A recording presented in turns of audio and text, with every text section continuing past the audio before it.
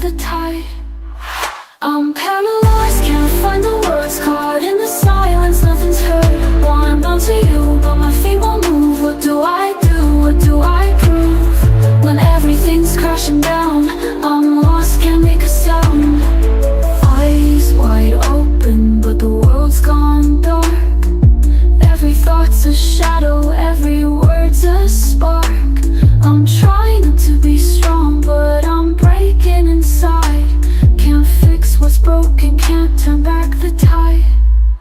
I'm paralyzed, can't find the words, caught in the silence, nothing's heard. Wanna bounce to you, but my feet won't move. What do I do? What do I prove? When everything's crashing down, I'm lost, can't make a sound. In the quiet, I'm screaming inside. In the dark, I'm searching for light, but I'm stuck in the middle, nowhere to go. Trying to be the strength you need, but I don't know. Parte porque no entendemos lo que debemos estar esperando. Creo que la decepción se relaciona con el hecho de que está esperando demasiado. Y quiero ayudarle a entender eso y ver eso de una manera bíblica. Es menos probable que usted se decepcione si no espera nada. Y en un sentido real, verdadero, usted no debe esperar nada del mundo. Nada que va a apoyar, facilitar, ayudar, mejorar y enriquecer el reino de Dios. No son un aliado, son el enemigo. Entonces quiero que abra su Biblia en 1 de Juan, capítulo 2. Y quiero leerle de los versículos 12 al 17. Entonces sigamos comenzando en 1 de Juan 2:12.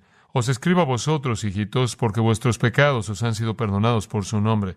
Os escribo a vosotros, padres, porque conocéis al que es desde el principio. Os escribo a vosotros, jóvenes, porque habéis vencido al maligno. Os escribo a vosotros, hijitos, porque habéis conocido al Padre. Os he escrito a vosotros, padres, porque habéis conocido al que es desde el principio. Os he escrito a vosotros, jóvenes, porque sois fuertes y la palabra de Dios permanece en vosotros y habéis vencido al maligno. No améis al mundo, ni las cosas que están en el mundo. Si alguno ama al mundo, el amor del Padre no está en él. Porque todo lo que hay en el mundo, los deseos de la carne, los deseos de los ojos y la vanagloria de la vida, no proviene del Padre, sino del mundo.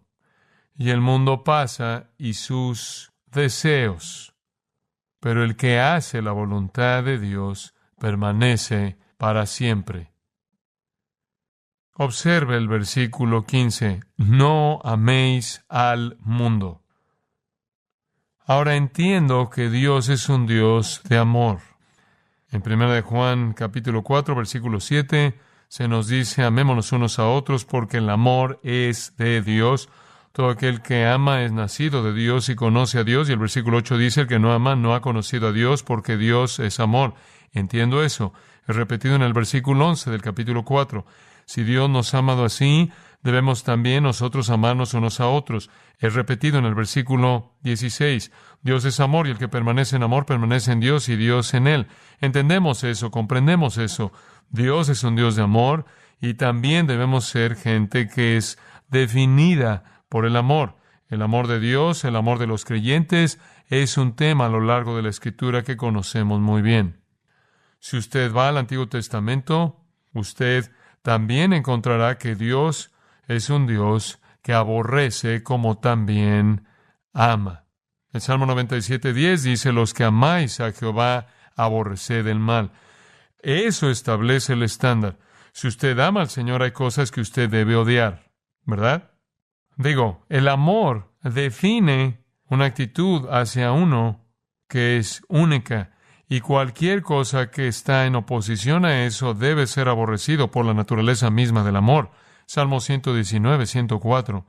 De tus mandamientos, dice el salmista, he adquirido inteligencia, por tanto, he aborrecido todo camino de mentira. Salmo 119:113. Aborrezco a los hombres hipócritas, más amo tu ley. Salmo 119, 128. Estimé rectos todos tus mandamientos, pero aborrecí todo camino de mentira. Y después de nuevo en ese mismo Salmo, versículo 163, la mentira aborrezco y abomino, tu ley amo. El amor absoluto de Dios demanda un odio absoluto de las cosas que Dios no puede amar. Dios odia. De hecho, en Proverbios, un par de semanas atrás, mencionamos esto.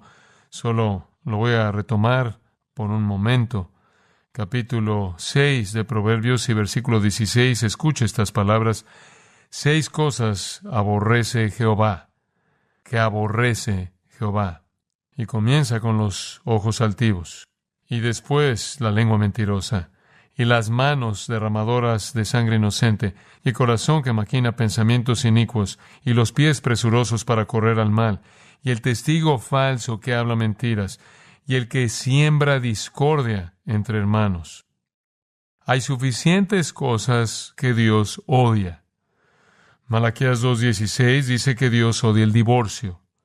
Isaías 61:8 dice que Dios odia la impiedad, simplemente de manera categórica. Lo mismo en Oseas 9:15. En Jeremías 44, versículos 3 y 4, Dios odia la idolatría, la adoración de cualquier cosa o cualquier persona que no sea el mismo. Amós 5:21 dice odio, la hipocresía. Apocalipsis 2, Dios odia la religión falsa. Dios es un Dios de amor, lo cual demanda que Él odie cualquier cosa que se oponga a esas cosas que Él ama. Entre más ama usted a Dios, más odia usted las cosas que lo deshonran. Entre más ama usted a Dios, más odia usted esas cosas que se oponen a Él. Entre más ama usted a Dios, más odia usted esas cosas que blasfeman su nombre. Somos llamados a amar, pero también somos llamados a no amar. Regrese al versículo 15 de 1 de Juan 2.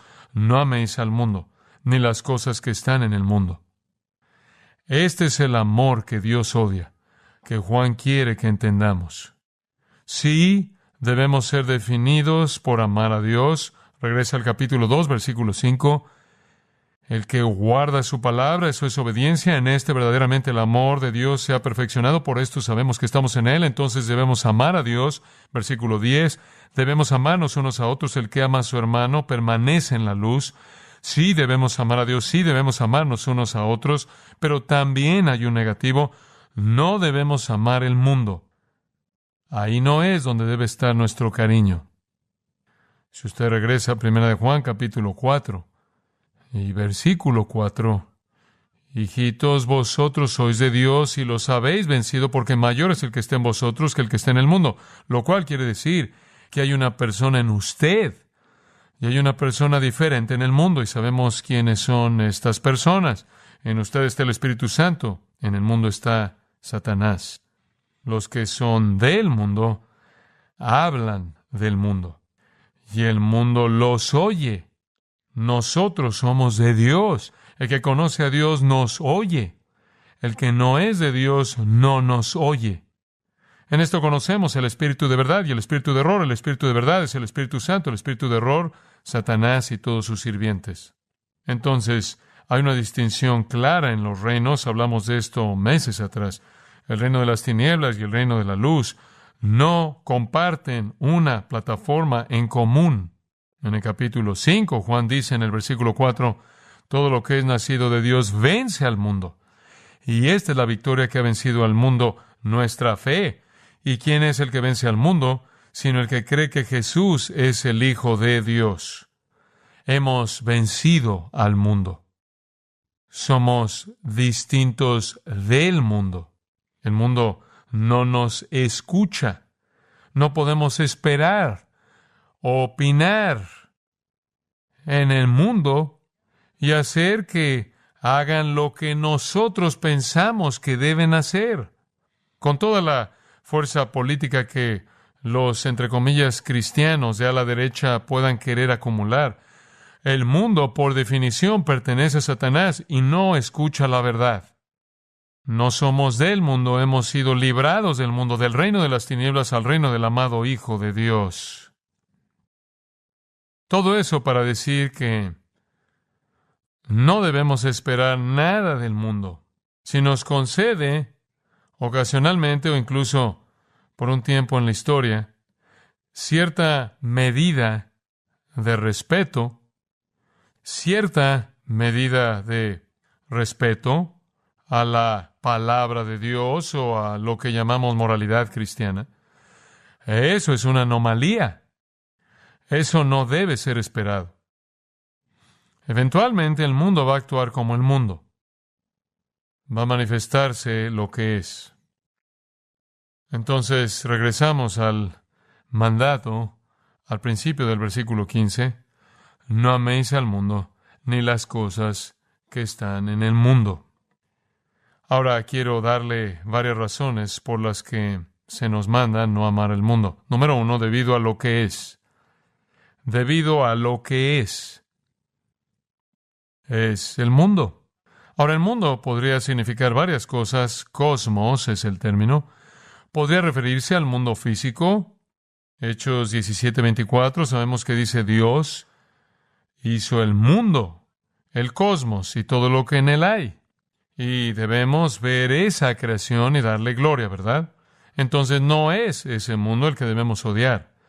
Ese mundo es una gracia común, ese es un regalo de Dios. Los cielos y el resto de la creación declaran su gloria. Podemos amar la expresión de Dios en el mundo y como creyentes debemos hacer eso. Esa es la razón por la que es tan importante no creer en la evolución.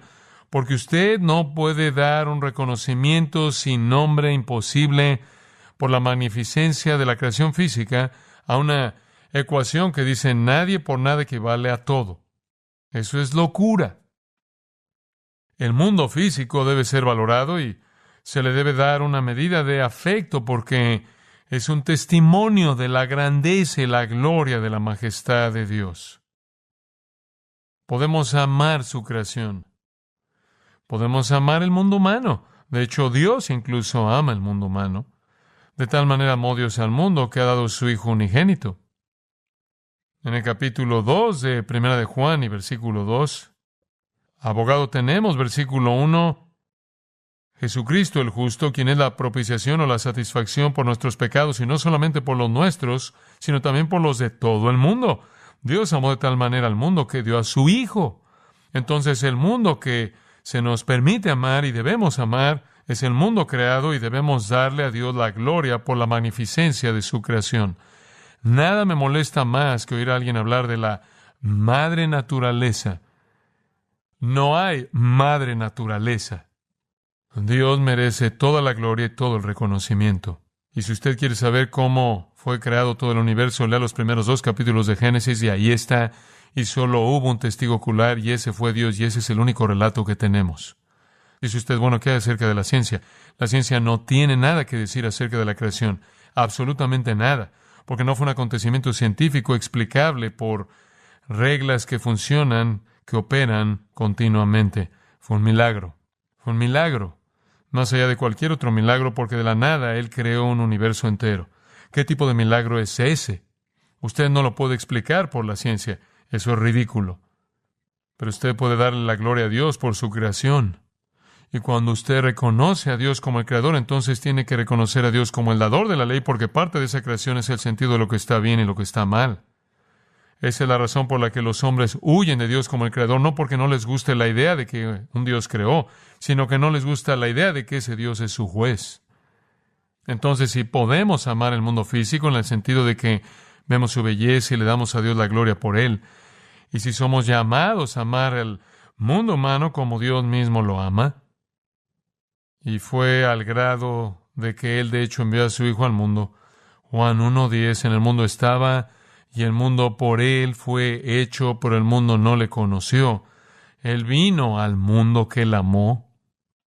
Debemos seguir ese patrón.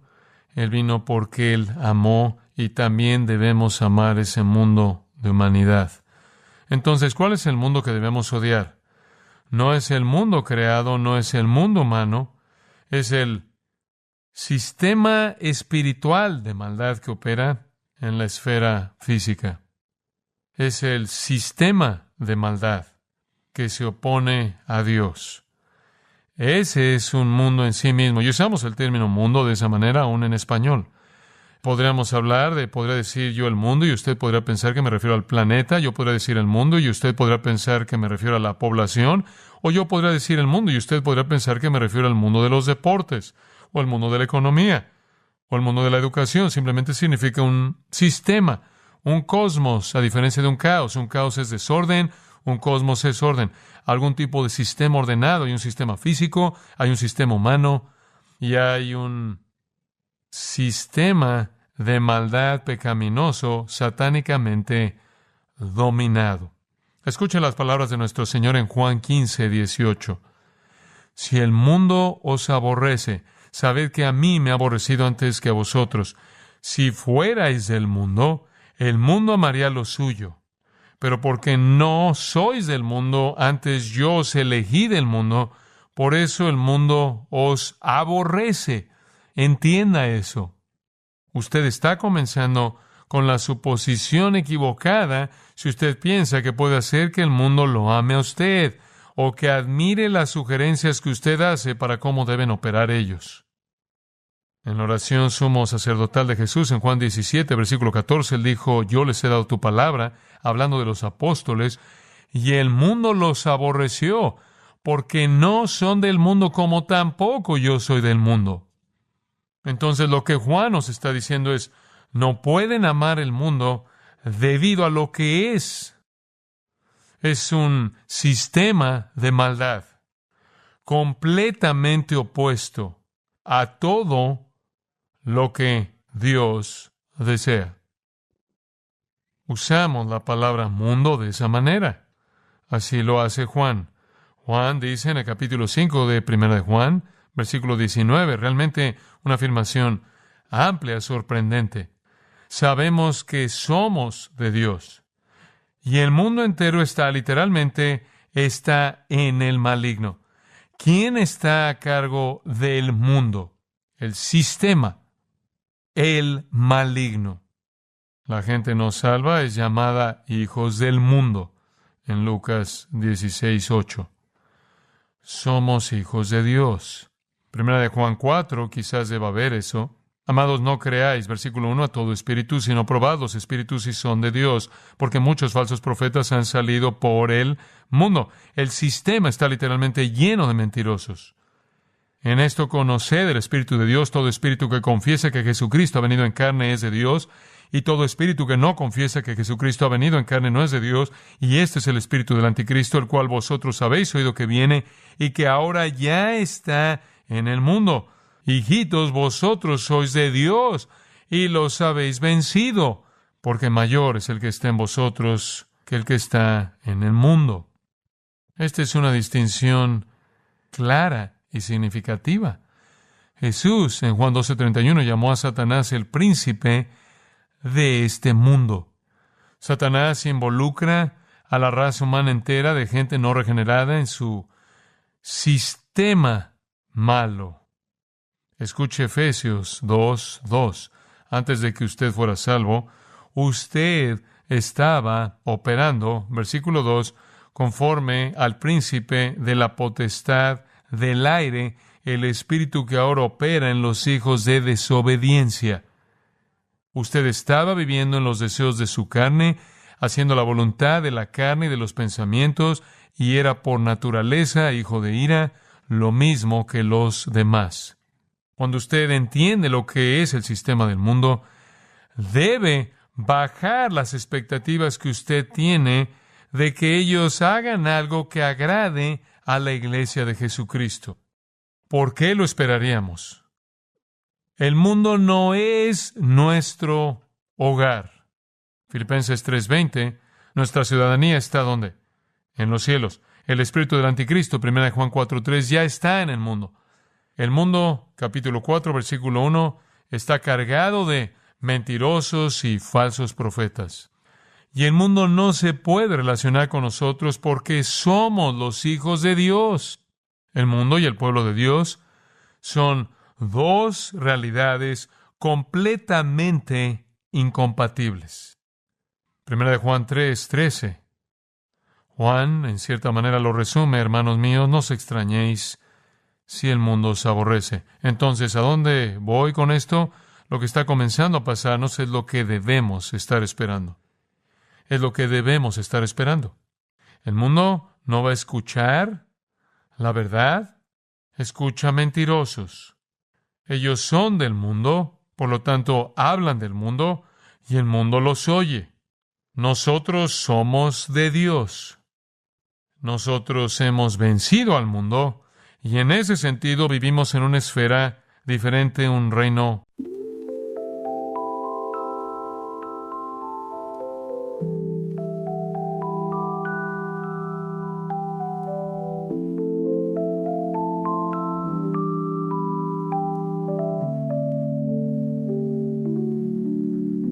Tonight is our story. I see the twinkle in your eyes. I'm trying to say sorry, but I don't know how to apologize. I try to reminisce on all the good times that we shared, but then I start to miss when you actually cared, when you cared about me. I think we're way off course, and I'll take all of the blame. I'm trying to show remorse because I'm filled with so much shame. But what really happened? Where did we go so freaking wrong? Why aren't you at all saddened? Why are you moving along? Moving along without me. Without me. Without me. You seem to be doing just fine without me. You're smiling all of the time without me. Your world keeps spinning round and round without you. I'm sad and I'm scared, that's why I frown.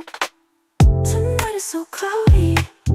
I see the raindrops in the sky. I'm trying to say howdy, but I don't even really know why. I try to reminisce on all the good times that we shared, but then I start to miss when you actually cared, when you cared about me.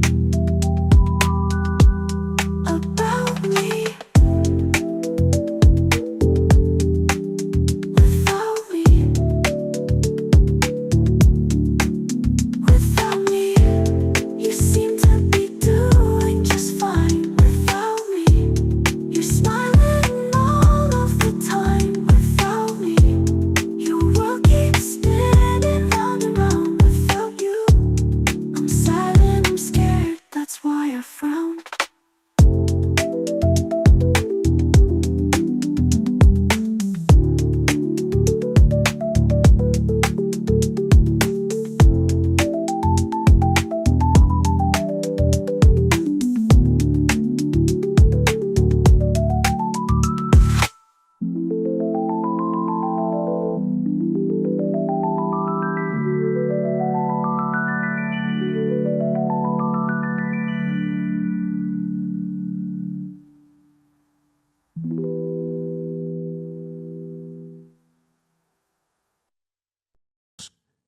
La naturaleza misma del mundo lo coloca en oposición violenta al reino de Dios. El mundo es hostil a Dios. Simplemente recuérdelo. Es hostil por naturaleza a Dios, al Dios verdadero. Es hostil a Cristo. Es hostil a la piedad. Esa es la razón por la que Jesús, en esa afirmación en Juan 17:9, dijo que el mundo está tan definido y está metido tan profundamente en su propia identidad que él dijo: no oro por el mundo. ¡Qué declaración! No oro por el mundo. Jesús se entregó a sí mismo por nuestros pecados para librarnos de este mundo presente. Pedro habla de la contaminación inherente del mundo. Entonces el mundo, esa es la sociedad, cómo la gente piensa y funciona. El complejo de sus ideologías, sus puntos de vista y sus conductas.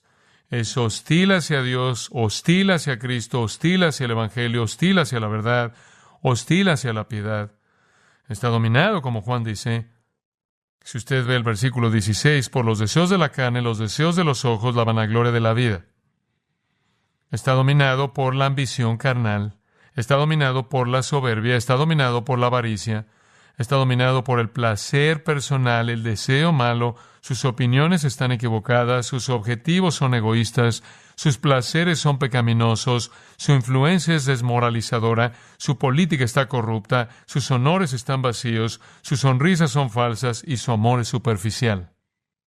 Este sistema de rebelión contra Dios está a cargo de Satanás y establecido sobre la tierra como la antítesis misma del reino y la iglesia de Jesucristo. Entonces, cristiano, no ame el mundo. Ahora, ¿qué significa la palabra améis? Bueno, está identificando el amor al nivel más alto. El verbo griego agapao significa el tipo de amor que asciende, el tipo de amor más alto. Amar al mundo es darle al mundo un cariño del que no es digno de recibir.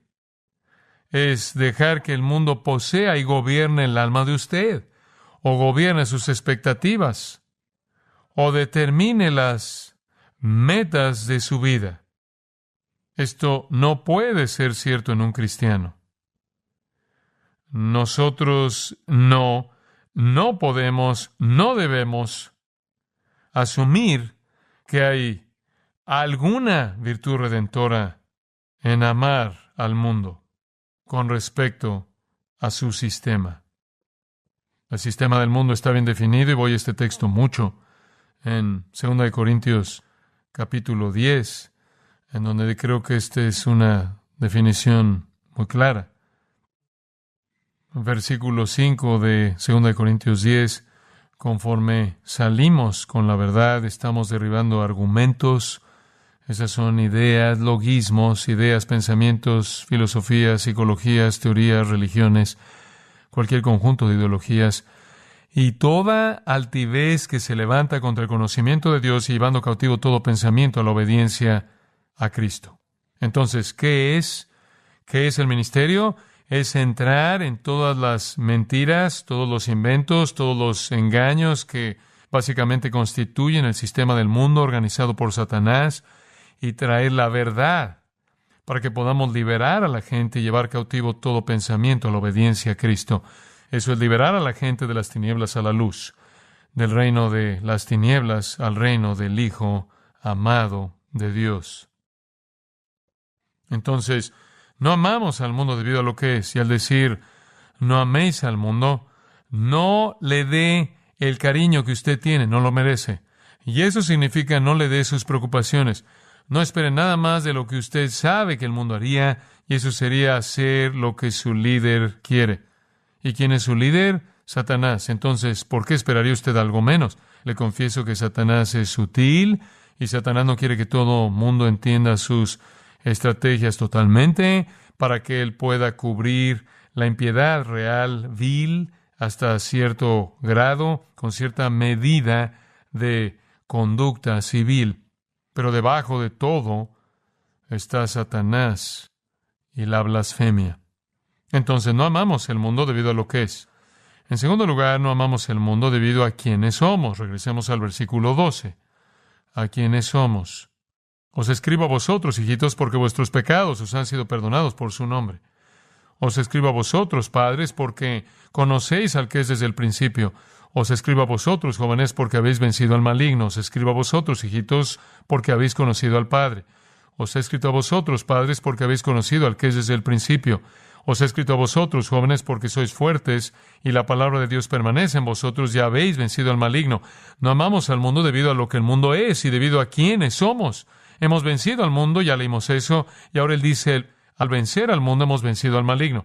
Esta realmente es una porción increíble de la Escritura porque nos dice atrás en el versículo 12 que todos somos hijos de Dios, porque nuestros pecados han sido perdonados.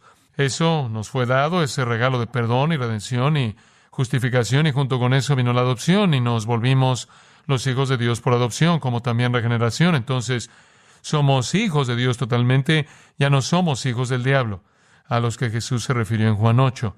Ahora, como hijos de Dios estamos en tres categorías, véanlas ahí. Hay padres, Hay jóvenes y hay hijitos. Entonces, en el versículo 13, él habla de padres al final del versículo, y después él habla de niños apenas antes de eso, y se refiere a los jóvenes. En el versículo 14, él habla de padres y jóvenes. Permítame resumirlo de esta manera, es bastante simple. Como cristianos, todos somos hijos de Dios, algunos de nosotros somos infantes. Y ese es el punto que él está presentando al final del versículo 13. Os escribo a vosotros, hijitos, porque habéis conocido al Padre. Eso es papi espiritual. Algunos de nosotros somos creyentes nuevos y solo conocemos al Padre. No conocemos mucho más fuera del Padre. Usted sabe que ha sido regenerado, nacido de nuevo. Dios es su Padre, Cristo es su Salvador y Redentor. Usted no conoce mucho más que eso. Usted tiene mucha vulnerabilidad. ¿Por qué? Porque los niños tienden a ser llevados ¿de qué? Todo viento de doctrina. Porque usted no tiene la fuerza para protegerse a sí mismo, no tiene el discernimiento. Entonces es fácil para los niños ser arrastrados en alguna forma falsa de cristianismo, alguna forma débil de cristianismo, y hay estos lugares grandes llamados megaiglesias en donde usted tiene en muchos casos a niños muy, muy débiles que han venido a Cristo y que están en la familia de Dios, pero carecen de discernimiento, y entonces son llevados por todo viento de doctrina que sopla, y son como un niño arrastrándose en el suelo que se mete todo a la boca. Usted debe salir de esa etapa lo más rápido posible, y esa es la razón por la que usted está aquí. No sé de dónde salió eso, gracias. Después él dice, os escribo a vosotros jóvenes, cuando usted se vuelve un joven espiritual, en el versículo 13 dice, usted ha vencido al maligno. ¿Quieres decir que como creyente puedo llegar a un punto en el que he vencido al maligno? Sí. ¿Qué significa eso?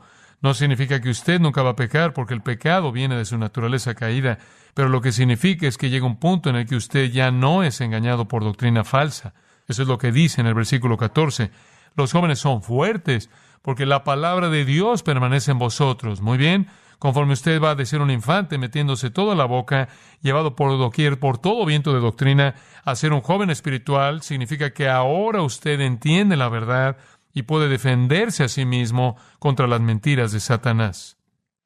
Usted repentinamente no va a meterse en una secta, porque usted es fuerte en la palabra. Y usted ha vencido al maligno en el sentido de que el maligno opera como un mentiroso, ¿verdad? Y un engañador. Y todos sus agentes son mentirosos y engañadores, Pablo dice. Entonces usted puede alcanzar un punto en su vida espiritual en el que su doctrina es sana y puede defenderse a sí mismo y protegerse a sí mismo. Y eso es lo que es ser un joven espiritual fuerte.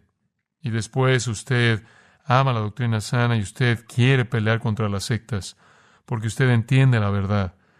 Y usted ya no es vulnerable a las mentiras de ellos. Pero ese no es el final del patrón espiritual. Él dice, versículo 14, os he escrito a vosotros, padres, porque habéis conocido al que es desde el principio. ¿Qué es eso? Como niño, usted es vulnerable debido a su falta de discernimiento. Como joven, usted es fuerte y ha vencido al maligno en el sentido de que usted ya no es tentado por mentiras y engaño porque su doctrina es sólida y sana de la palabra de Dios. Ese no es el final de su viaje.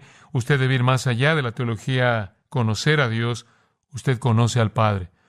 Esto es madurez espiritual, en donde no es solo la teología que usted tiene, sino que es su caminar con Dios, que ha ascendido a un nivel de intimidad y gozo y entendimiento que trasciende incluso la teología que usted tiene. Padre espiritual. Entonces, estos somos nosotros. Somos hijos de Dios. Algunos de nosotros somos bebés y algunos de nosotros somos jóvenes espirituales que hemos vencido al maligno y algunos de nosotros somos padres espirituales. Me encanta esta frase, que habéis conocido al que es desde el principio. Usted tiene un entendimiento de las realidades del Dios eterno y su naturaleza. Esto es lo que somos. Eso no tiene nada que ver con el mundo. Ninguno de los que son definidos en esos versículos como parte de esa familia podría amar al mundo. ¿Cómo podría usted amar al mundo? No es posible. Y esa es la razón por la que dice, de regreso al versículo 15, no améis al mundo, ni las cosas que están en el mundo. Si alguno ama al mundo, el amor del Padre no está en él. Si el amor del Padre está en usted, usted no puede amar al mundo.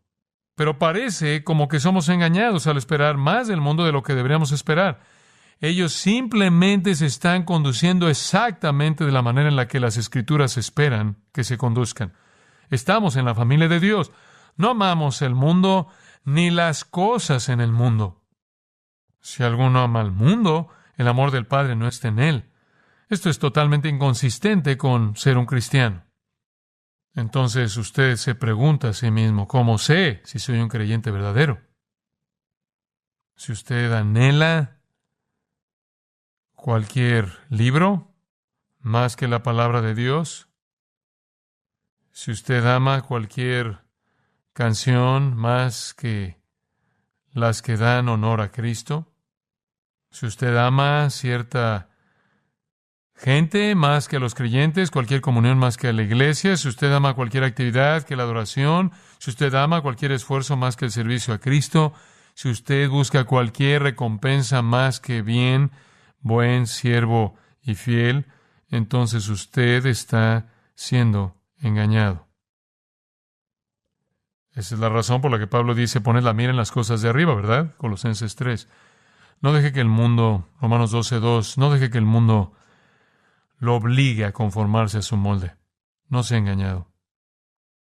No amamos al mundo debido a lo que es y debido a lo que somos. En tercer lugar, no amamos al mundo debido a lo que hace. Y escarbemos en mayor profundidad. ¿Qué hace? Incita a pecar. Está diseñado de esa manera. Está diseñado de esa manera por su líder, Satanás. Y el versículo 16 lo presenta de manera clara. Porque todo lo que hay en el mundo, esta es una declaración completa, cubre todo lo que hay en el mundo, los deseos de la carne, los deseos de los ojos y la vanagloria de la vida, no proviene del Padre, sino del mundo. Entonces, ¿qué son los deseos de la carne, los deseos de los ojos y la vanagloria de la vida? Simplemente son las categorías en las que el mundo busca tentarlo a usted. Esto es lo que el mundo hace.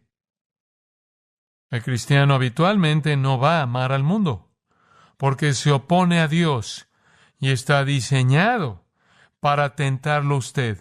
Está diseñado para tentarlo hacia la pornografía, la inmoralidad, las mentiras, el engaño, el odio racial, dígalo lo que sea, división.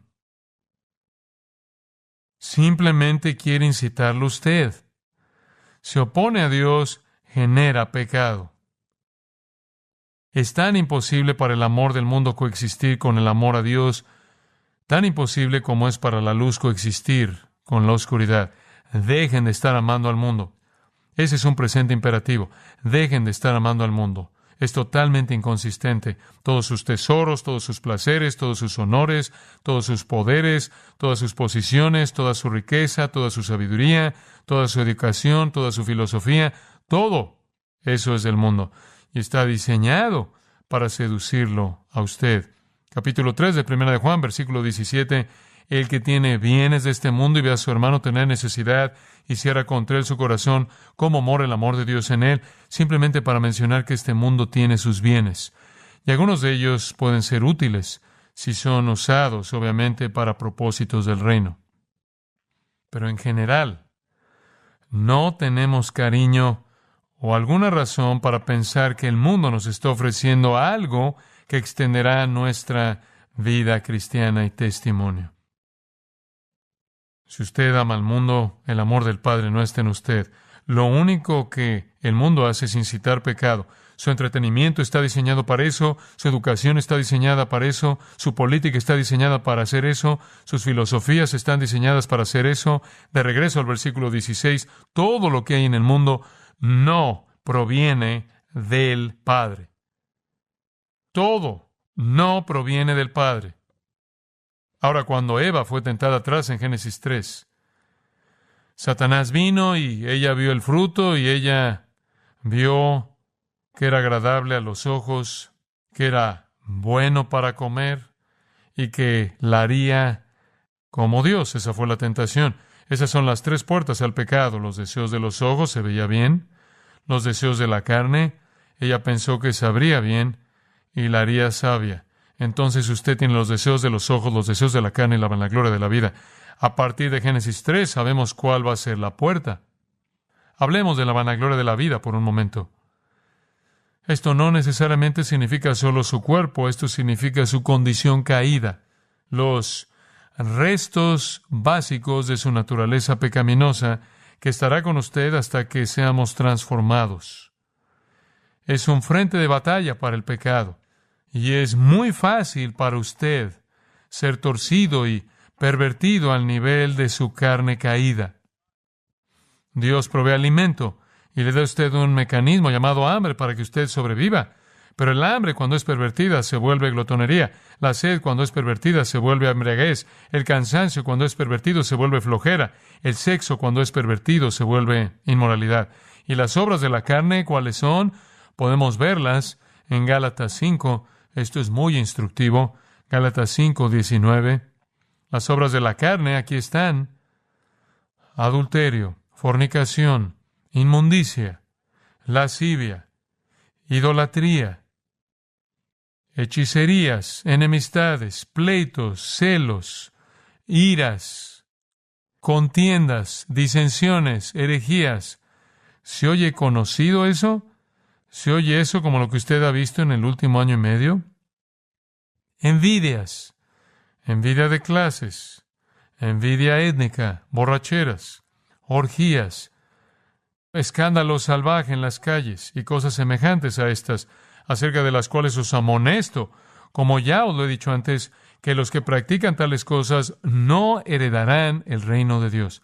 Usted está viendo en nuestra descomposición social de esta nación: adulterio, fornicación, inmundicia, lascivia, idolatría, hechicerías, enemistades, pleitos, celos, iras, contiendas, disensiones, herejías, todo. Así opera el mundo. Es muy diferente de los siguientes versículos. El fruto del Espíritu es ¿qué? Amor, gozo, paz, paciencia, benignidad, bondad, fe, mansedumbre, templanza. Contra tales cosas no hay ley. Entonces ahí está el contraste entre el mundo y la iglesia. Cualquier cosa que es impulsada para satisfacer sus deseos carnales, sus deseos pecaminosos, viene del reino de las tinieblas. Usted no puede amar al mundo cuando eso es lo que hace. En segundo lugar, los deseos de los ojos. Lo veo, lo quiero. Si este no es el caso más severo de lo veo, lo quiero en la historia humana, usted no solo lo puede ver y quererlo, se lo pueden entregar en 24 horas. Estamos hechizados. La esposa de Lot lo vio y lo quiso, y fue convertida en una estatua de sal. Acán lo vio y lo quiso, y fue apedreado hasta la muerte. Sansón lo vio y lo quiso, perdió su vida. David lo vio y lo quiso, inmoralidad desastrosa. El Salmo 119:37 nos da instrucción muy importante: aparta mis ojos que no vean la vanidad. Aparta mis ojos que no vean la vanidad.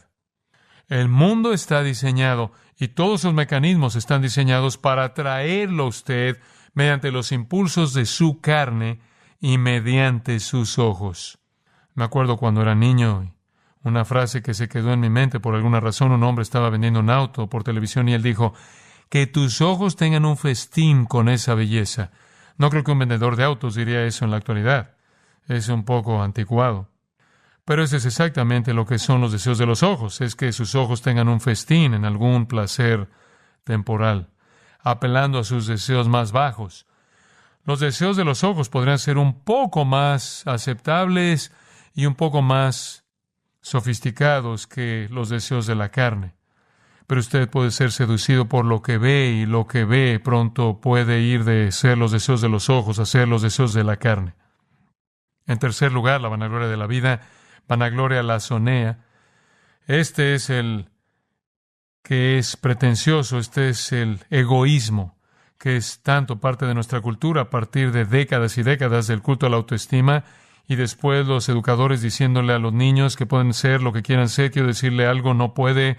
Si usted es lento, va a morir lento. Si es torpe, va a morir torpe.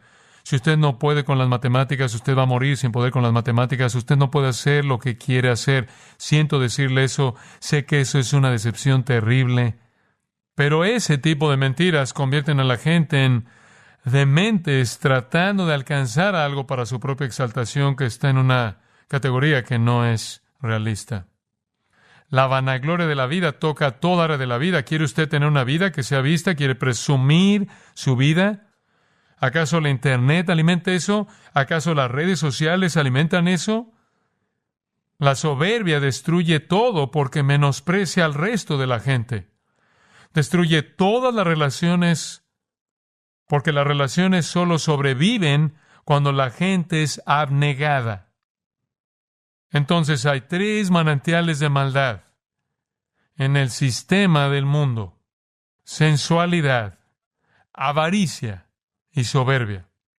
La sensualidad es la corrupción de la parte más baja del ser humano, la gratificación ilícita de sus deseos corporales. La avaricia es la corrupción de una parte más alta, una corrupción de una valoración legítima de la belleza, que se vuelve un abuso ilegítimo. La soberbia es la corrupción incluso de la parte más alta del hombre, su ser mismo. Y la corrupción definitiva es la exaltación personal. Entonces usted va de lo más bajo, la gratificación de su deseo corporal, lo cual normalmente es algo que usted hace en privado, a la avaricia, lo cual es poseer algo que usted ve con sus ojos que no le molesta compartir con otras personas. En cierta manera es el punto, hasta el nivel más alto, en donde lo único que usted quiere hacer es exaltarse a sí mismo. Entonces usted va de la realidad de que Satanás quiere que usted haga cosas que usted tiene que esconder. Él quiere que usted haga cosas que usted comparte, y él quiere que usted haga cosas que lo elevan a usted por encima de los demás. Mediante la sensualidad, nos hundimos a un nivel más bajo que los animales. Mediante la soberbia, nos levantamos a un nivel alto para competir con Dios. Así es como cayó el diablo. Él fue levantado con soberbia. Escuche, esto es lo que el mundo hace. Esto es lo que hace. Entonces no amamos al mundo debido a lo que es. Es el reino de Satanás. Debido a quienes somos, estamos en la familia de Dios. Somos la familia de Dios. Debido a lo que hace, nos seduce a pecar. Y un punto final. No vamos al mundo debido a dónde va. Versículo 17. Algunos de ustedes están diciendo, no puedo esperar para la próxima elección. Le tengo noticias, no va a ser nada diferente. Todavía es el mundo. Entonces, esto es lo que usted debería estar buscando. El mundo pasa. Y cuando se vaya, sus deseos se van también. No enganche su vagón a eso. Esa es una estrategia de pérdida. Esa es una estrategia de pérdida. ¿Por qué? ¿Por qué desperdiciar su energía? Cuando el mundo está pasando.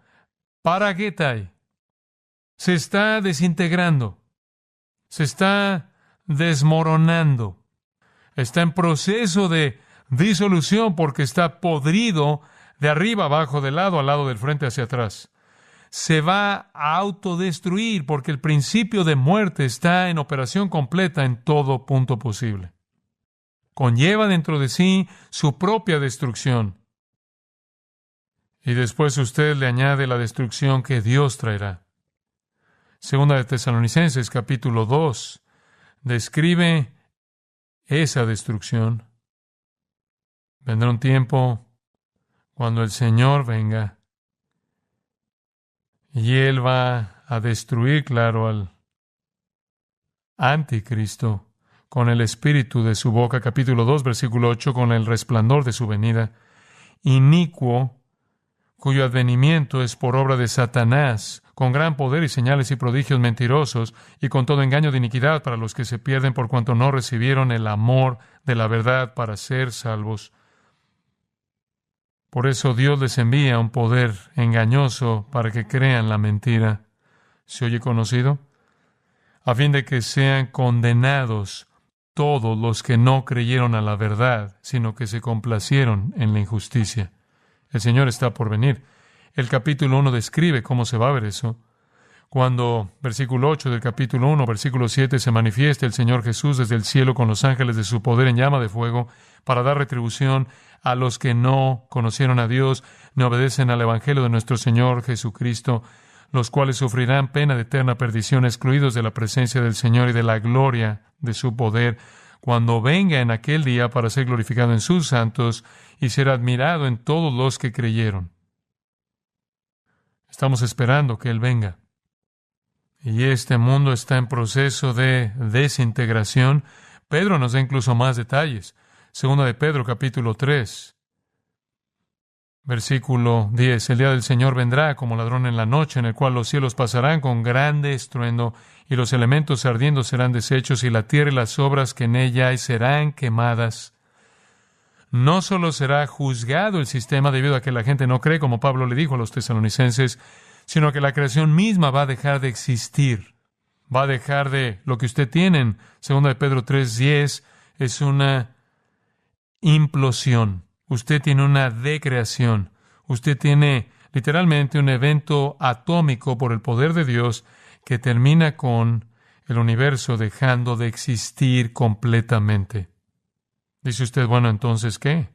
Versículo 13, cielos nuevos y tierra nueva, en los cuales